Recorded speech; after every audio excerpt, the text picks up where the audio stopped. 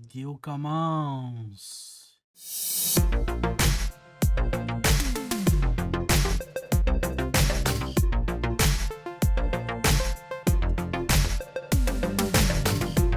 Bonjour, bienvenue dans l'Imaginarium. Vous avez récemment planifié un voyage à Disney.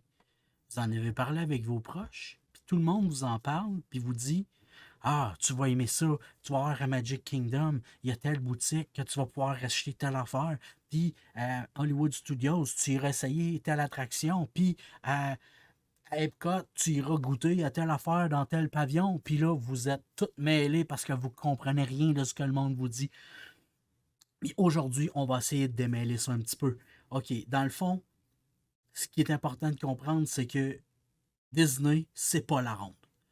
Disney, Walt Disney World, c'est comme, on peut prendre ça à l'échelle de notre pays, puis, c'est-à-dire, c'est comme, on a le pays, à l'intérieur du pays, il y a les provinces, à l'intérieur des provinces, il y a les municipalités, et ainsi de suite. À Walt Disney World, c'est pareil.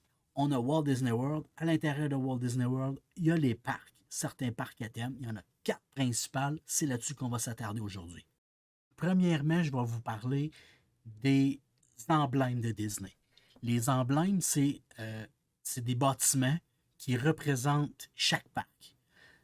On a les 4 parcs principaux, comme on avait dit. Le plus vieux parc, le premier qui était là, c'est Magic Kingdom. Magic Kingdom, c'est celui où, à l'heure où je tourne la vidéo, fête son 50e anniversaire. Globalement, dans Magic Kingdom, on a Main Street USA, on a Adventureland, Frontierland, Liberty Square, Fantasyland, Tomorrowland. Mais ça, on va rejaser de ça dans une vidéo qui va parler seulement que de Magic Kingdom pour pas vous mêler aujourd'hui.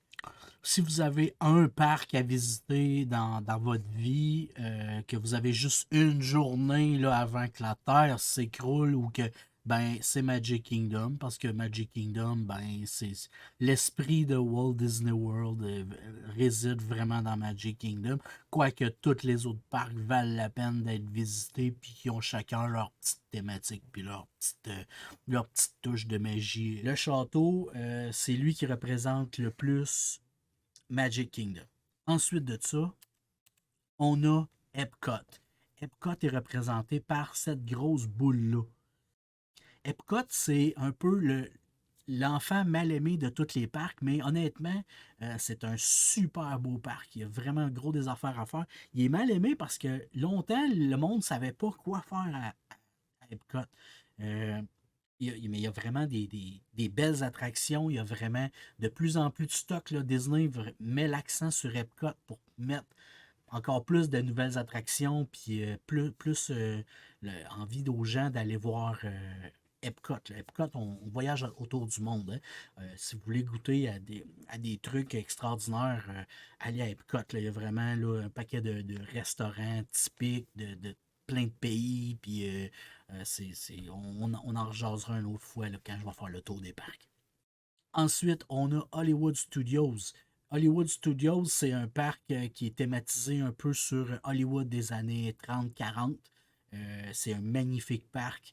Puis l'emblème du parc, c'est la Tour de la Terreur, de Hollywood Tower Hotel. Euh, que tout le monde va vous dire si tu vas à Disney, il faut que tu ailles absolument faire la Tour de la Terreur. C'est un incontournable. Hollywood Studios, c'est là qu'on va retrouver le parc, voyons, le land, euh, le monde de Star Wars, là, Galaxy's Edge, le Toy Story Land, c'est land des mopettes. Personnellement, j'adore Hollywood Studios. Là. Et on a finalement l'arbre de la vie, The Tree of Life qui représente Disney's Animal Kingdom. Puis il le représente vraiment bien parce que quand que vous êtes dans le parc puis vous vous approchez de l'arbre, vous faites le tour de l'arbre, il y a un paquet de sculptures dans l'arbre. Là, c'est vraiment de toute beauté. C'est là qu'on retrouve le monde d'Avatar aussi. À visiter de jour et de soir aussi parce que c'est vraiment de toute beauté. Donc, géographiquement parlant, Si on regarde qu'est-ce que le terrain de Walt Disney World a de l'air, ça a de l'air de ça. C'est le genre de map avec laquelle vous allez être appelé à travailler, si on veut. Là. Quand vous allez regarder toutes les maps qui se donnent dans les petits les pamphlets qu'il y a dans les parcs, puis sur Internet. Donc, c'est le genre de. C'est pas à l'échelle du tout, du tout. Ben, on reconnaît assez rapidement les emblèmes, hein, comme on parlait tantôt, là, le château ici de Magic Kingdom. Ensuite de ça, il y a la boule d'Epcot, la boule de Spaceship Earth. Ensuite, on a la fameuse tour de la terreur ici qui est là pour Hollywood Studios. Et puis l'arbre de la vie qui est un peu caché ici là, à cause du petite écriture là, de Animal Kingdom. Ça fait un peu le tour des 4 parcs. Il y a d'autres choses. Il y a du stock, là, comme on peut voir. Il y a de quoi se perdre. Là. Si vous êtes perdu, regarde, il y a un petit feu de camp ici. Là, il y a de quoi survivre. J'espère que ça vous a démêlé un petit peu les explications que j'ai données. Si vous avez des questions, n'hésitez pas à venir me les poser en commentaire. Félicitations, vous avez écouté la vidéo jusqu'au bout. J'espère que vous avez aimé. N'hésitez pas à la liker, partagez-la. Venez m'écrire un petit quelque chose en commentaire, ça va me faire plaisir de vous répondre et de vous lire. En attendant, ben n'oubliez pas qu'un adulte, c'est juste un enfant qui a trop grandi. Et puis, je vous dis à la prochaine. Merci.